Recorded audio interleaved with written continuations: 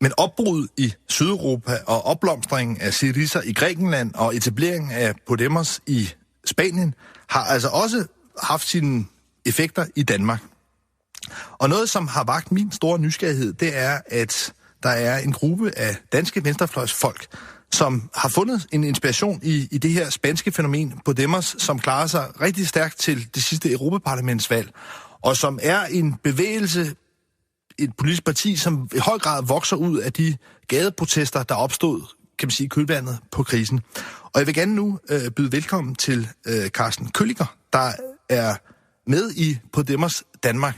Og Carsten Kølliker, hvad er det ved det her spanske fænomen Podemos, der gør, at I ligesom tænker, det må vi også have i Danmark? Hvad er det? Hvad er ideen i det? Jamen, det der er helt særligt for Podemos-bevægelsen, er jo, at det er en helt ny måde at tænke om demokrati. Den frustration, der er over, at almindelige mennesker ikke føler, at deres politiske ledere varetager deres interesser, har fået folk til at samles i grupper lokalt og hen over bestemte sager og sige, vi har nogle interesser her, vi skal have ført frem i det politiske univers. Og den der mobilisering nedefra og op er det, som er helt karakteristisk for Podemos-bevægelsen. Folks ønske om at søge sammen i fællesskaber og begynde at tage ansvar for deres eget liv. Og i den bevægelse ligger der faktisk også, hvilken næsten er det skønneste overhovedet, en fornyet værdighed for det almindelige menneske. Ikke? Folk tager deres liv tilbage. Vi vil have herredømmet over vores eget liv tilbage. Og det er det, der ligesom bærer bevægelsen frem og gør, at det bliver demokrati, der vokser op nedefra, i stedet for det, vi har været vant til i rigtig mange år, med rigtig meget topstyring. Men Carsten Kølliker, jeg synes, det er en meget stærk fortælling, at folk, der ligesom ellers har været udsat for et socialt sammenbrud, altså vinder en værdighed og en myndighed i fællesskab, ligesom at insistere på deres ret og organisere sig sammen og lave små alle mulige, som jeg vil ved sige, altså hvis man skal have et billede i et eller andet, næsten små hippie-kollektiv, alle mulige ting, der ligesom voksede sammen som en eller anden alternativ samfundsorden.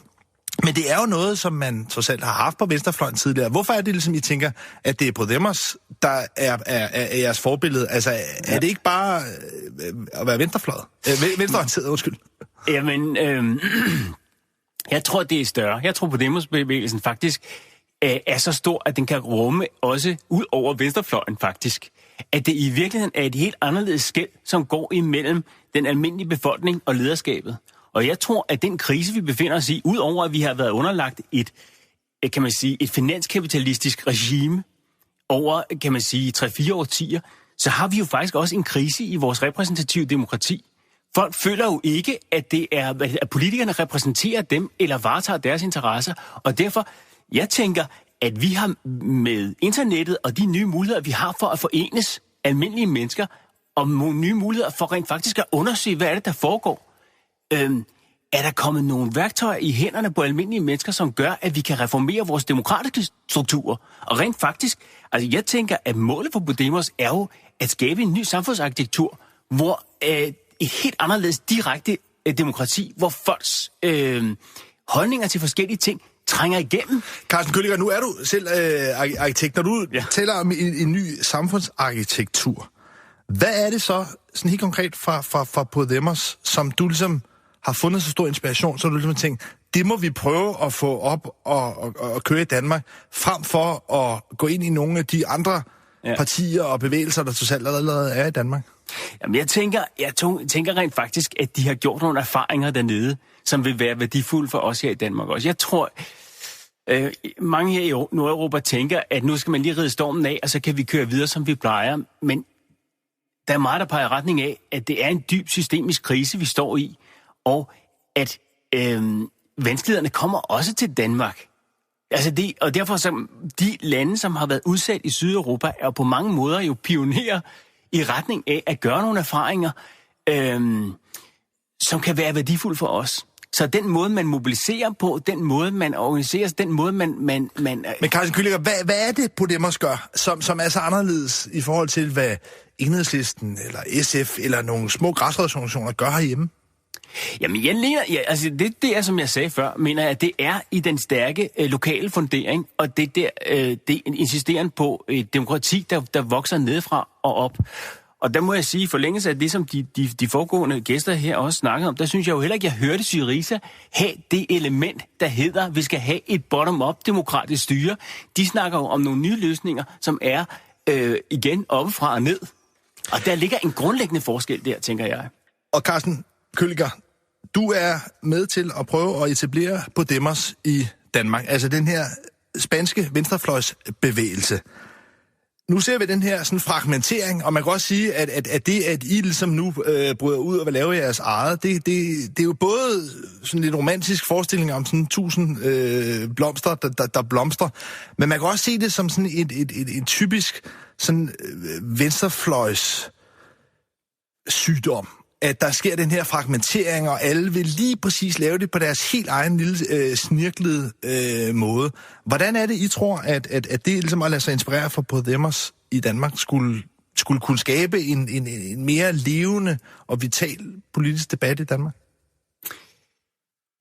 Jamen, jeg mener, at venstrefløjen er jo også lidt hæmmet af de fortællinger, den bærer med sig fra tidligere, og der er nogle termer, som er svære at håndtere.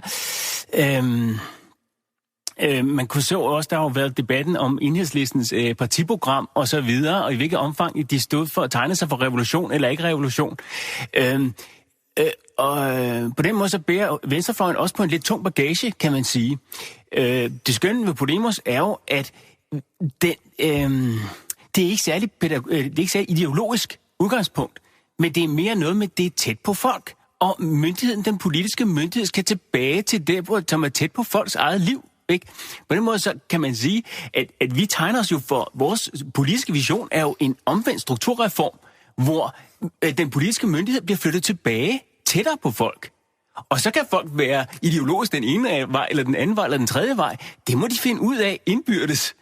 Tobias Clausen, folketingskandidat for Enhedslisten, og altså aktiv i European Left, hvor du høj grad har beskæftiget dig med Syriza, altså det græske parti, som står til at kunne blive størst ved valget på søndag, men også med Podemos i Spanien. Og hele den her sådan netværks-græsrodstankegang, jeg synes, det er et meget flot billede med en omvendt strukturreform, altså decentralisering. Det er jo også noget, Enhedslisten har som paroler, men når man kigger på den førte politik, jamen så er der vel meget, der tyder på SF, ligesom eller Enhedslisten er blevet sådan lidt et SF-parti. Har I ligesom svigtet i forhold til ligesom at holde en mere folkelig debat i gang, og det er måske derfor, vi ser de her afskalninger og fragmenteringer nu? Nej, det er jeg ikke enig i. Altså, jeg synes i høj grad, Enhedslisten stadig arbejder med, at vi gerne vil demokratisere samfundet. På samme måde som Syriza jo også gerne vil i Grækenland. Altså, de går for eksempel også til valg på at indføre, uddybe demokratiet i Grækenland, indføre muligheder for folkeafstemninger på vigtige centrale områder, politikområder, så befolkningen har en form for vetoret på nogle politikområder. Så det er jo klart, det ligger hele vores grundvalg. Altså, man er bare nødt til at forstå, at Podemos er et udtryk for, at der har været nogle problemer på den spanske venstrefløj. Man kan sige, de har ikke været gode nok til, den traditionelle venstrefløj har ikke været gode nok til at indfange de bevægelser, der har været i Spanien, på samme måde som Syriza har været gode til det i Grækenland. Og derfor udspringer Podemos jo direkte af de her bevægelser, fordi der simpelthen er et politisk behov. Men Tobias Clausen, nu nævnte jeg før, at da lærerne, jeg sagde, strejkede, det er måske væsentligt at pointere, som en lytter også har sms'et ind, at de blev lockoutet, og det var altså arbejdsgiveren, de offentlige arbejdsgiver, der lockoutede lærerne. Men der så man jo den her arbejdskonflikt, hvor lærerne altså stod meget alene. Har du nogen grund til at tro, at man på en eller anden måde skulle kunne skabe, som man nu ser i Grækenland og Spanien, en mere bred, folkeligt forankret politisk mobilisering i retning af en større social balance? Altså, hvad skulle ligesom give kimen til det her i Danmark? Jamen altså, lige til at starte med i forhold til lærernes lockout, der var Enhedslisten jo dem, der netop støttede op om de her protestbevægelser og var ude og deltog i demonstrationerne osv. Så man kan sige, jeg synes, Enhedslisten i høj grad er med til at støtte de bevægelser. Det er klart, altså den der idé om, at hvis Enhedslisten indkalder til en demonstration på Rådhuspladsen, så møder der 50.000 mennesker op. Den tror jeg simpelthen ikke på. Altså Enhedslisten har jo også behov for, at der er social bevægelse ude i det danske samfund, som kan være med til at presse i de politiske forhandlinger, for eksempel på dagpengeområdet, omkring finanslovsforhandlingerne og andet. Der skal man jo ikke tro, at de 12 mandater kan gøre det alene, og derfor er det jo netop, Enhedslisten siger, det parlamentariske ben kan ikke stå alene, vi skal også det udenomsparlamentariske, og det er jo også en høj prioritet for Enhedslisten i det arbejde, vi har. Carsten Kølliker, her kort til sidst. Hvad vil I ligesom gøre for at få nogle af de protestbevægelser, man ser i Grækenland og Spanien, til ligesom at bluse mere op og blomstre mere ud her i Danmark? Hvad er ligesom jeres plan?